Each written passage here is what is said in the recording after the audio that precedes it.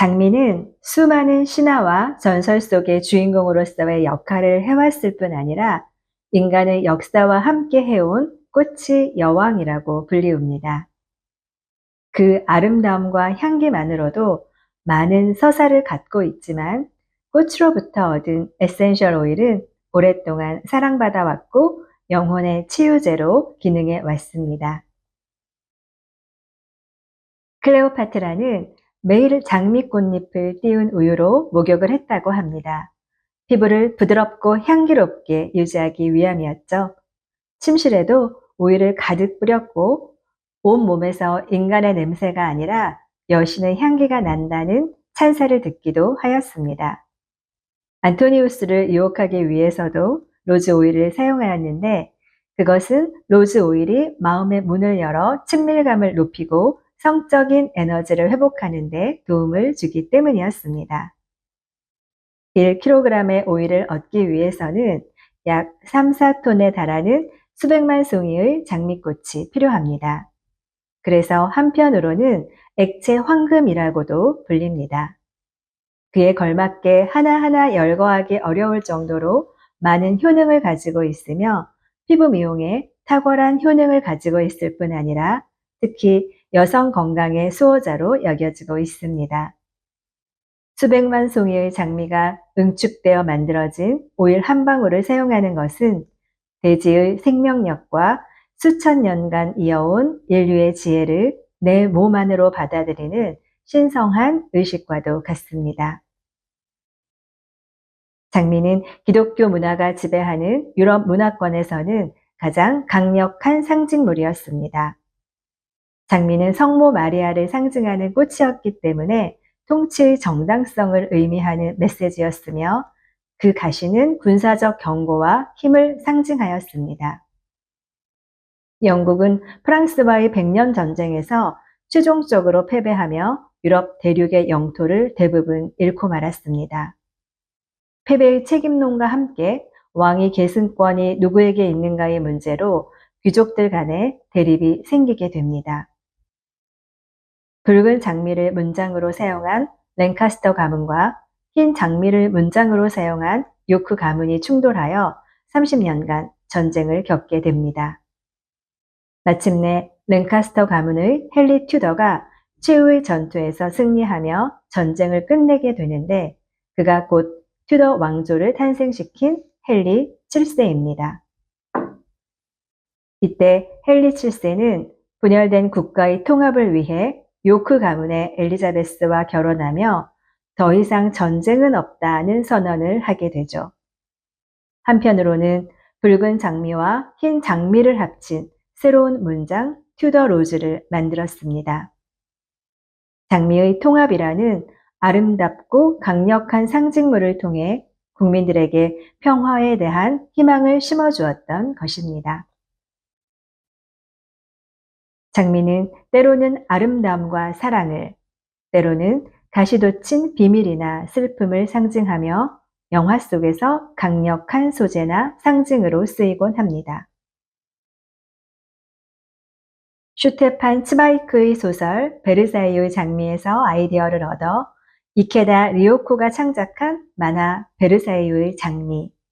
오늘날 K-팝 데몬 헌터스 이상으로 인기를 끌었던 만화였습니다. 오스칼은 대대로 왕실 근위대를 맡아온 자르제 가문의 막내딸로 태어났으나 아들이 없던 아버지의 결정으로 남자로 키워지며 군인의 길을 걷게 됩니다.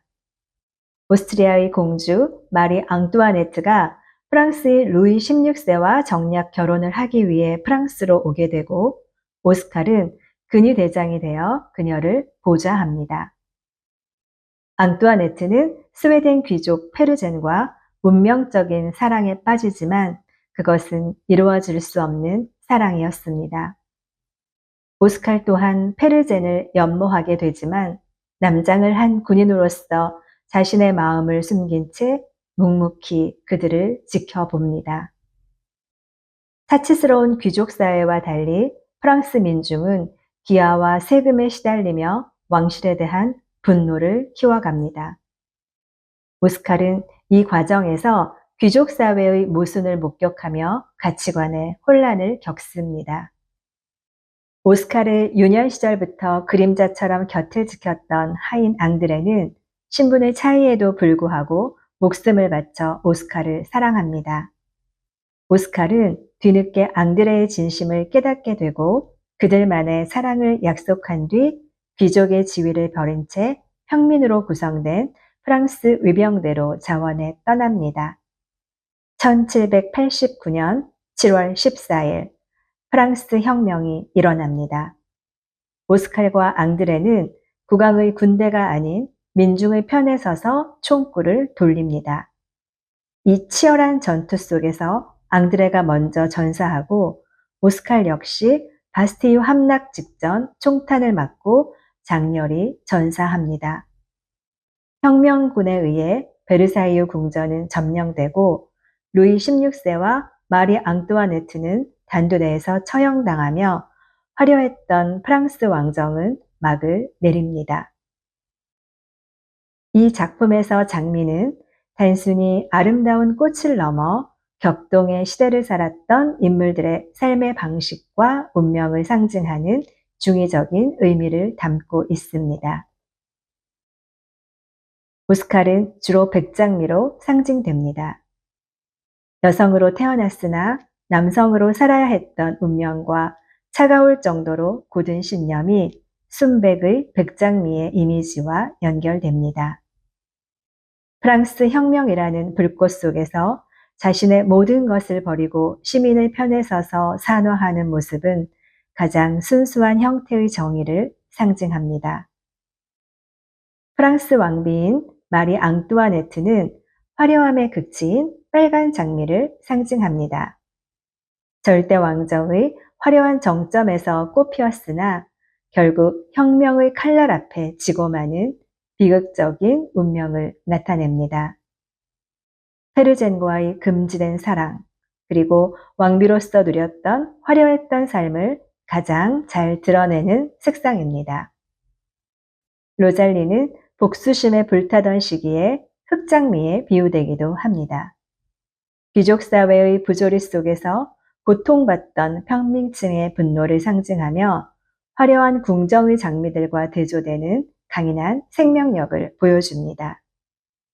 결국 이 작품에서 장미는 가장 화려한 순간에 가장 처절하게 쓰러져야 했던 인물들의 초상이라고 볼 수 있습니다.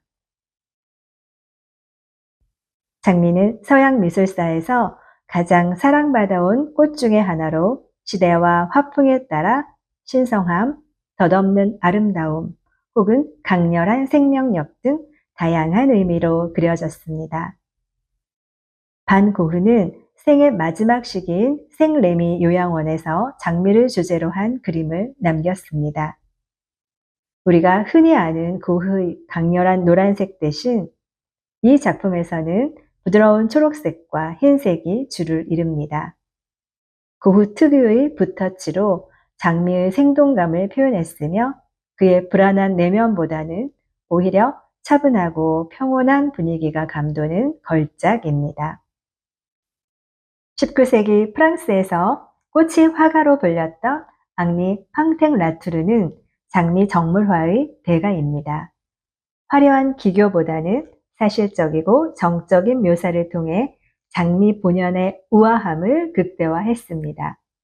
바구니에 담긴 장미의 무게감과 꽃잎의 미묘한 색조 변화를 완벽하게 포착하여 당시 영국 상류사회에서 소장하고 싶은 그림 1순위로 꼽히기도 했습니다. 베르사유 장미에서 남자도 여자도 아닌 삶을 살며 고통스러워하는 오스칼에게 앙드레는 이렇게 말합니다. 붉게 피어도 하얗게 피어도 장미는 장미야 라고.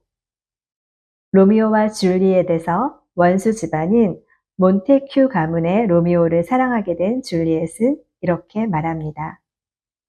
장미꽃은 다른 이름으로 불리워도 감미로운 향기는 그대로인걸. 아로마 퐁텐이었습니다.